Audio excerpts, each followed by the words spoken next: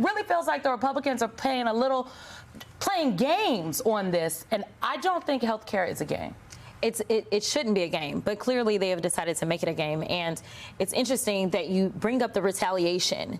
The Republican response to us allegedly holding the government hostage is to go out and hurt the people, the very people that are serving our country and serving our constituents. This tells you who it is that they are fighting for. They didn't say they were going to hurt the billionaires. They said they were going to hurt the very people that make this government go. And honestly, I don't think they need a shutdown as an excuse to hurt them, because we've seen the illegal firings and the illegal rifts, and we've seen all the court cases, and we've seen them have to go back because they're idiots and don't know who they're firing. And then they're like, oh, never mind, I may need you back. So, you know, this is just another excuse for them to do the very inhumane things that they want to do. I mean, we finally have a chance at a very clear message here. And I think that we're winning this fight finally, and proof is in the pudding. That's why the Republicans aren't even here. The message is just health care over billionaires. There's two bills. The Republican bill that says they're going to give tax breaks to billionaires and kick 15 million people off their health care, jack up health care costs for tens of millions more people. And then the Democratic proposal, which is let's keep your health care and fight for the American people and open up the government. I feel like every day of the week we can stand behind making sure folks have their health care while these guys try to give, I don't know, tax breaks to their best friends. That may be, Congressman Cassar, but the reality of it is very different. And the reality of it is I got up this morning, and for about 5 hours, the only voice I heard and the only pictures I saw were Republican leadership on the balcony, doing press conferences, delivering a message. The Democrats didn't officially get in the game until 2 p.m. And here's the problem. Messaging requires impact immediately. You cannot wait in a moment like this to have it defined 4 hours, 5 hours after the leadership that is lying to the country, all right? They're lying to the country about the fact that the Democrats have proposed a bill that does what? Gives health care to who? Illegal. Oh, yeah, they're always going to blame an immigrant, right? That's what they're always going to do. But it works, Congressman. That's why they do it. That's why they do it. And so what is the repost? What is the counteraction from Democratic members and leadership? Why do you allow them to hold such strong, I guess, grip on the American psyche when it comes to these types of issues? I think we have to not cave to it. I think that's the answer, because if we stand strong and we show our real confidence in the truth, right, they're on the flimsiest of lies, which is the lie that Trump always goes to, go blame an immigrant. And if we give in to that, then we are beefing up, we're giving that gas. But if we stay strong and stay strong with the truth, which is our proposal is to keep tens of millions of people on their health care and lower costs, and we stay confident in that, that lie eventually, flimsily, has to fall apart. Now, if your question to me is, well, what are you going to do about the fact that oligarchs and Trump billionaires have bought up so much of the media, and that, you know, whatever TV show you're putting on in the morning is... That was my network. Yeah, but let's ask your network about it. But the thing is, we were up early in the morning putting the message out. We were out all day. I did like 6 different press conferences, every single local TV station. But yeah, if your question to me is, why don't you have as big of a megaphone as Donald Trump, we're not going to have that. No, but what we can do is have millions of people organized. The expediency of it. I'm talking about the expediency of it, and the megaphone isn't it. You're talking about the Speaker of the House and Hakeem Jeffries, the Minority Leader of the House.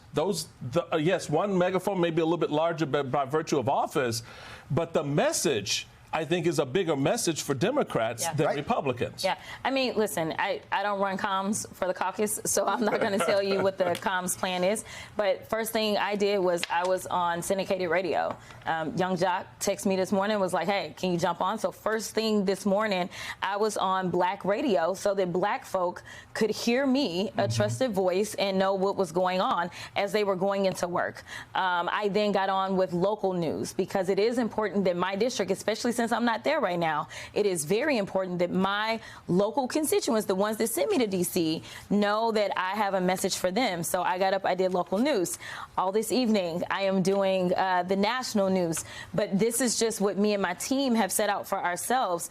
I do know that the leader had I think he was doing a 24-hour YouTube stream. And so I know that they were kind of running different people on that stream to try to communicate.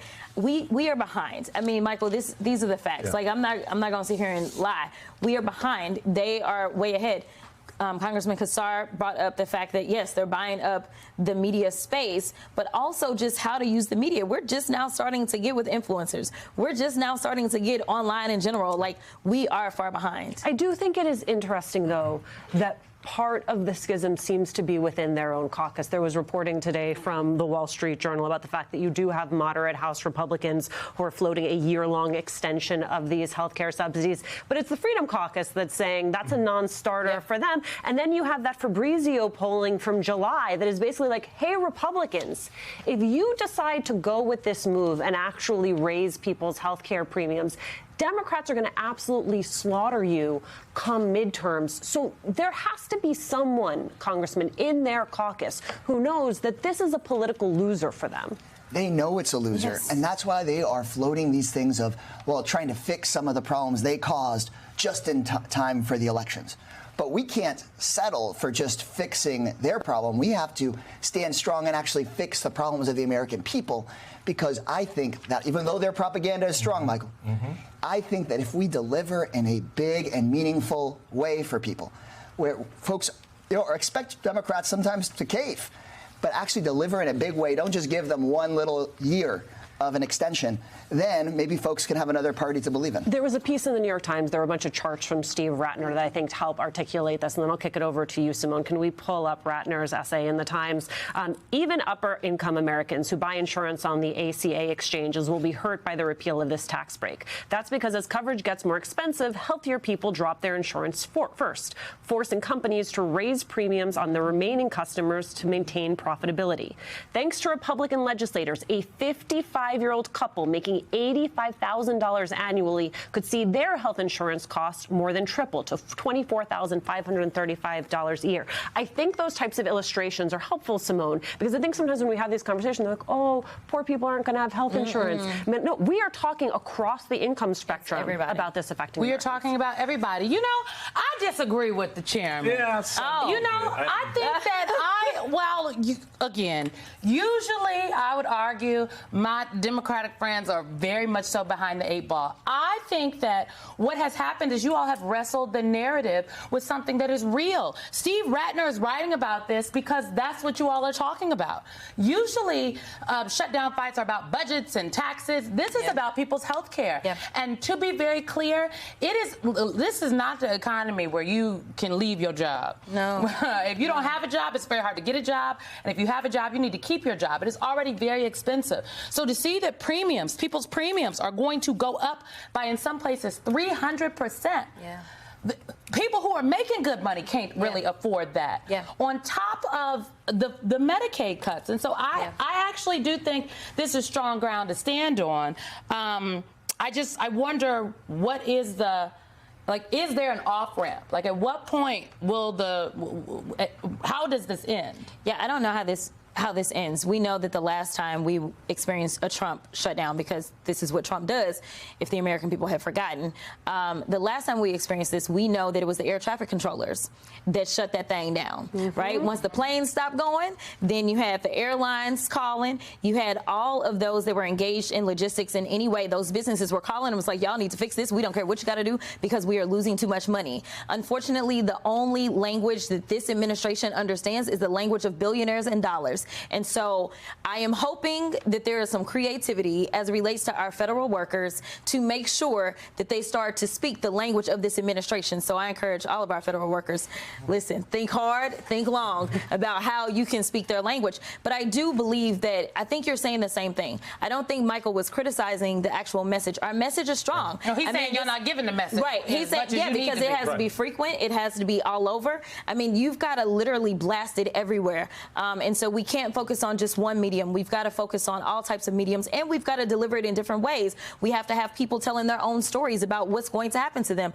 I think it is important that you have pieces like this that are written so that people can see with their own two eyes and not just hear from those of us that are elected politicians, because some people just tune us out as soon as we start talking because they say, well, y'all not saying the same thing, so one of y'all got to be lying. And I'm trying to tell you, the numbers don't lie. Because of the big ugly bill, there's $1 trillion that is going to be pulled out of the healthcare ecosystem, and that is what you're talking about. There are people that want to say, well, if it ain't got nothing to do with me, it ain't my problem. If it ain't Medicaid or Medicare and I'm not on it, then it's not my problem. It is your problem, because you may not have that specialist to go to. You may not have that hospital to go to, or the cost for you to go to that hospital or that doctor is going to go up simply because now there's not as much money coming in to pay to make sure that the lights stay on at that hospital. And that's what we've got to do, is make sure that everybody knows that this impacts every single one of us.